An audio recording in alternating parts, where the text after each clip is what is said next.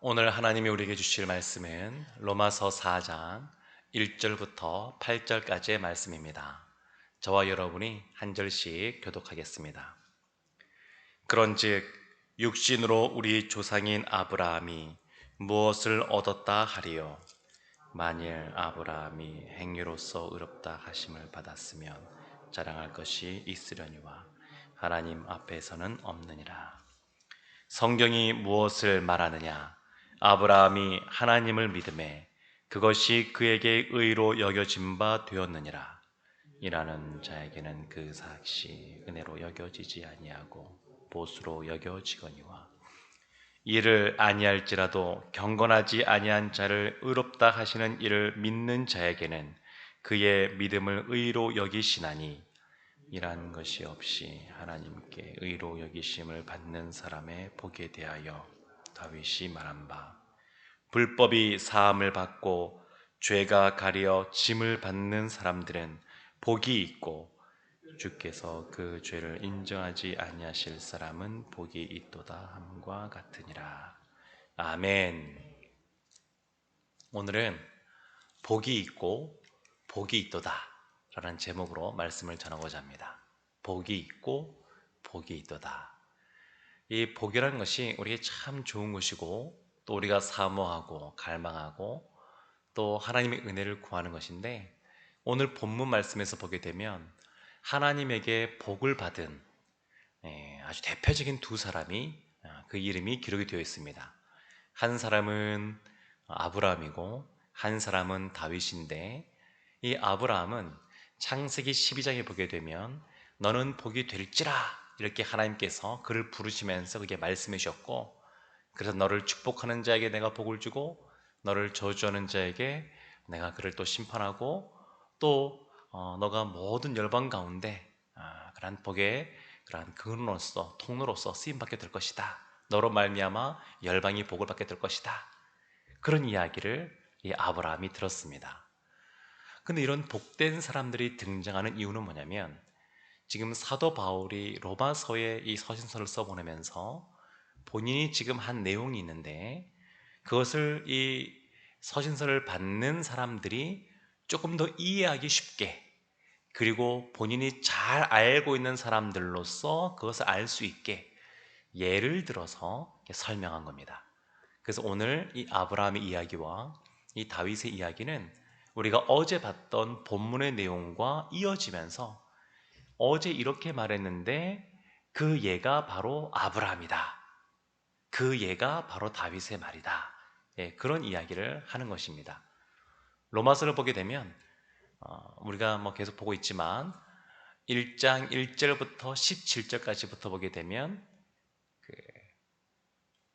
주제, 로마의 주제, 믿음으로써 의롭게 된다라고 하는 그런 주제의 말씀이 명확하게 나와 있고, 그 다음부터 이 주제에 대해서 설명하는 방식으로 나오는데, 3장 21절까지는 어떤 내용이냐면, 한마디로 말하면 모든 사람은 다 하나님의 진노와 심판 아래에 있다, 그런 내용을 쭉 했습니다. 누구도 자신의 힘으로 구원받을 수 없고 다 하나님의 그러한 진노와 심판 아래에 있다. 그런데 어제 말씀 본문이 뭐냐면, 그런데 그걸로 끝이 아니라 예수님을 믿는 그런 믿음이 있는 사람은 하나님께서 의로 여겨주신다, 믿음으로써 의롭게 된다, 그 말씀을 하셨습니다. 믿음으로써 의롭게 되는 사람에 대해서 대표적인 사람이 누구냐면 아브라함이다 라고 말씀하고 있는 겁니다. 근데 오늘 이 아브라함의 말씀 보게 되면 1절 말씀에 이렇게 되어 있습니다. 그런즉 육신으로 우리 조상인 아브라함이, 이렇게 나와 있습니다. 육신으로 우리의 조상인 아브라함. 지금 이 로마서를 써보내고 있는 이 사도 바울이 이 서신서를 읽는 사람이 누구로 생각하냐면, 우리와 같은, 그러니까 사도 바울이죠. 사도 바울과 같은 육신으로, 혈육으로 유대인들에게 써보내고 있는 겁니다. 유대인들에게서 아브라함은 너무너무 유명한 사람이고 그들도 잘 알고 있는 사람입니다. 그런데 아브라함이 언제 의롭다라고 얘기를 들었냐면 3절 말씀이 이렇게 되어 있습니다. 3절 말씀에 성경이 무엇을 말하느냐? 아브라함이 하나님을 믿음에 그것이 그에게 의로 여겨진 바 되었느니라. 아브라함이 뭔가 행할 때가 아니라 믿을 때, 믿을 때 의로 여겨졌다. 이것은 창세기 15장에 나와 있는 말씀입니다. 창세기 15장에 보게 되면 하나님이 아브라함과 언약을 체결하게 되는데 그때 하신 말씀입니다. 너가 나를 믿으니까 그것이 바로 너의 의가 된다. 그래서 아브라함은 행위로서 율법을 지키는 어떤 행위로서 의롭게 된 것이 아니고 믿음으로써 의롭게 된 겁니다. 아브라함은. 그러니까 우리가 월요일날도 말씀 나눴지만 율법의 기능이 따로 있고 복음의 기능이 따로 있는데 복음은 우리로 하여금 구원받게 그 길을 인도하는 것이고 율법은 우리가 죄인이라는 것을 깨닫게 하는 그러한 기능이 있는 것이거든요. 근데 유대인들이 이 율법에 대해서 자꾸 오해하고 있는 겁니다. 그러니까 사도 바울이 분명하게 말하는 것이 뭐냐면 믿음으로써 의를 얻는다. 그러면서 이 내용의 전개들을 보게 되면 크게 이 요거 관련해서 두 가지를 말하고 있는 겁니다. 어떤 것을 말씀하고 있냐면 아브라함의 육신의 혈통, 육체를 따라 이어지는 이 유대인들도 하나님의 구원을 받는 사람이고 또 유대인이나 헬라인, 유대인이나 이방인 이것도 계속해서 말하고 있거든요. 이 로마서에서 강조하는 주제들이 있는데 하나가 하나님의 의라고 할 수 있겠고 또 하나는 유대인과 이방인이라고 할 수 있습니다. 유대인과 이방인 계속 나옵니다. 유대인과 이방인, 유대인과 이방인 계속 나오거든요. 차별이 없다라고 말하는데 유대인 입장에서는 서운할 수 있습니다. 유대인 입장에서는 아니 우리가 하나님의 부름을 받았고 선민이라 그러고 율법도 먼저 받았고 그런데 어떻게 우리랑 이방이랑 차이가 없을 수가 있습니까? 항변할 수가 있습니다. 그렇지 않겠습니까? 뭐 친아들이 있는데 입양을 했어요. 근데 똑같다고 계속 얘기할 때 이 친아들 입장에서 뭔가 서운한 마음이 들 수도 있겠죠. 어떻게 똑같으냐? 나는 피로 이어진 그러한 혈육 관계인데 이렇게 주장할 수도 있습니다. 어떤 면에서는 유대인 입장에서는 그런 마음이 들 수 있습니다. 이방인과 똑같다. 그럴 때 똑같이 믿음으로써 의롭게 되고 똑같이 하나님의 그런 구원을 경험하게 되고 근데 지금 이 바울이 뭘 말하는 거냐면 아니다. 너희들이 오해하고 있는데 그것이 뭐냐면 아브라함은 유대인들이 구원받는 것에 대해서 조상일 뿐만 아니라 이방인들이 구원받는 거 있어서도 그 출발점이다라고 말하고 있는 겁니다. 그것이 믿음으로써 의롭게 된다는 것을 설명하고 있는 겁니다.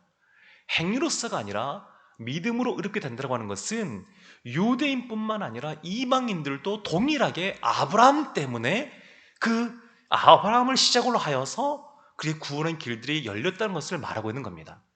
그러니까 하나님은 애초에 아브라함을 부르실 때에 유대인을 위하여 부른 것이 아니라 유대인뿐만 아니라 이방인들을 구원할 계획을 가지시고 아브라함을 부르셨고 아브라함이 믿음으로써 의롭게 된 것입니다.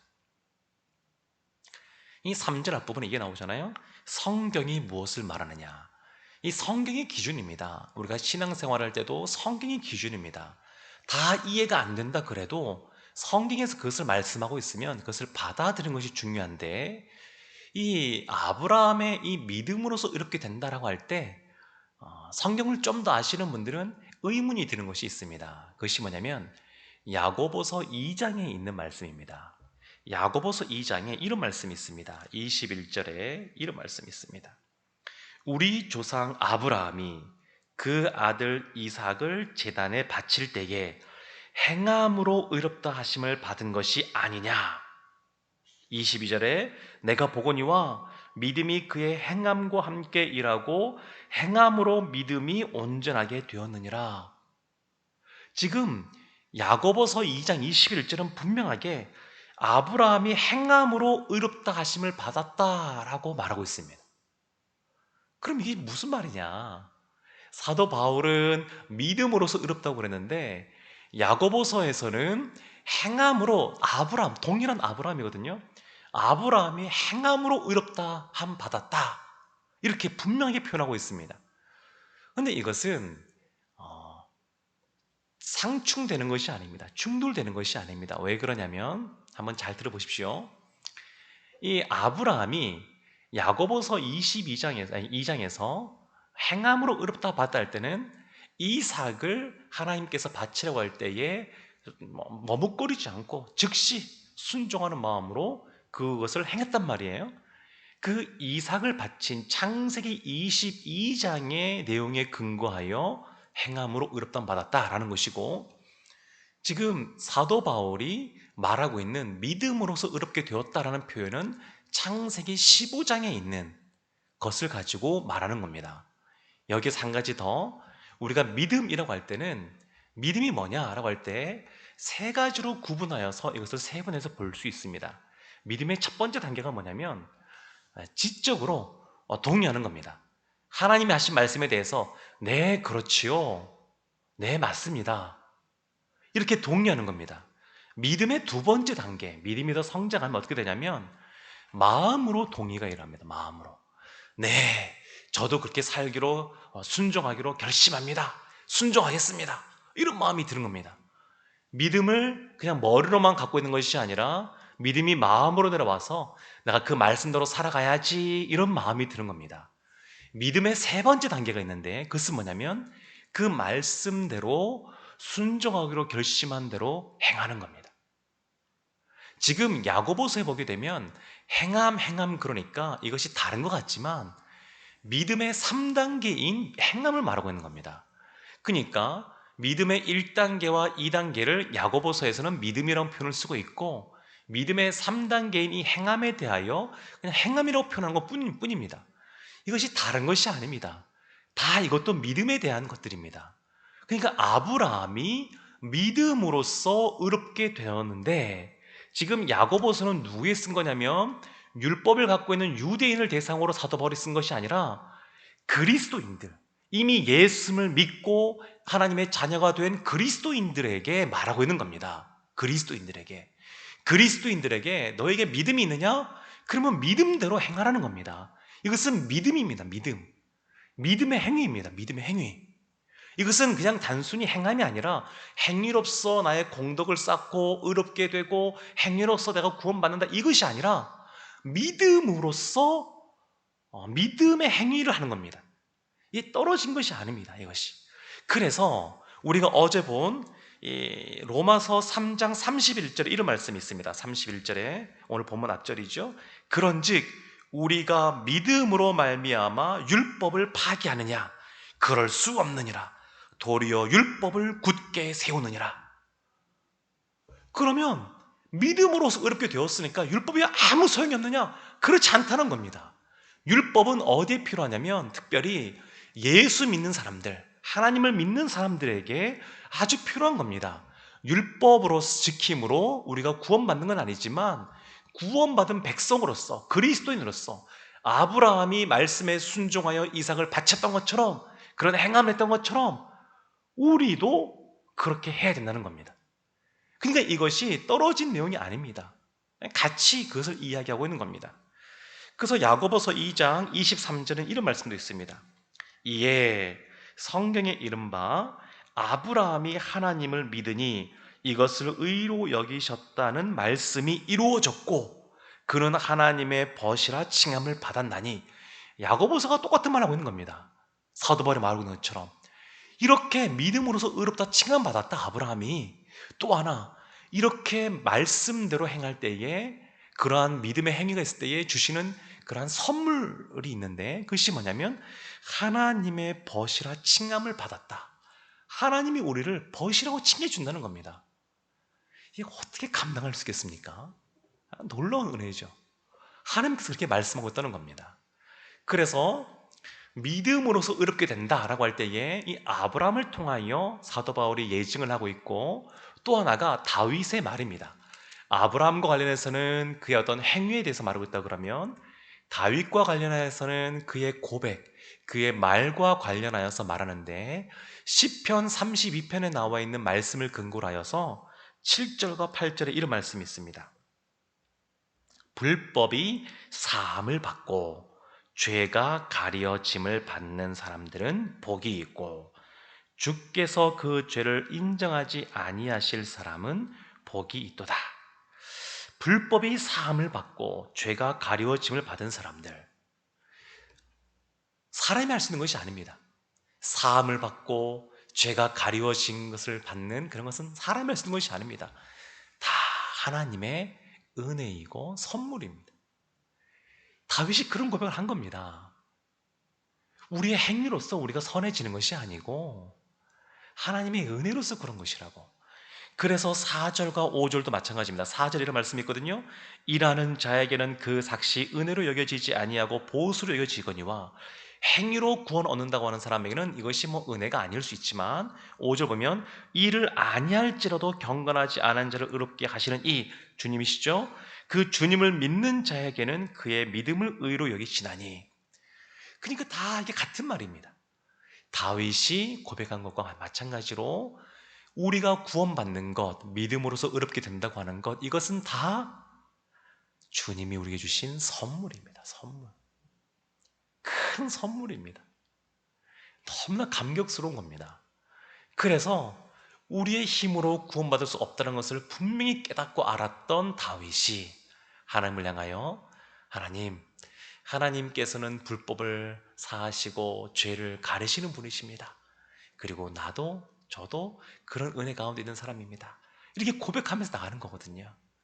사랑하는 성도 여러분, 이 다윗이 6절 앞에 보면, 하반절에 보면 하나님의 의로 여기심을 받는 사람의 복에 대하여 다윗이 말한 바, 믿음으로 의롭게 된다고 하는 사람에게 복이 있습니다. 그래서 7절과 8절에 보면 복이 있고 복이 있도다. 어떤 사람이 복된 사람이냐? 하나님의 은혜로, 하나님이 주신 선물로 하나님의 의를 받아 누리는 사람들, 자신을 의지하는 사람이 아니라 믿음으로서 나가는 사람들, 더 나아가 야고보서 말씀에 보게 되면 아브라함이 그랬던 것처럼 믿음의 행위를 하는 사람들, 율법을 폐하고 안 지키는 것이 아니라 믿는 사람으로서 율법에 기록된 대로 하나님 말씀대로 살아가는 사람들, 그런 사람들이 복 있는 줄로 믿습니다. 오늘 말씀을 마음에 새기시고 진정 복 있는 사람으로서 아브라함처럼 인정받고 하나님의 벗이라 칭함받으며 다윗의 고백처럼 내일 주님께서 우리의 죄를 가려주심으로 하나님의 큰 은혜 가운데 거하는 우리 성도님들 되기를 주님의 이름으로 축원합니다. 아멘. 기도하겠습니다.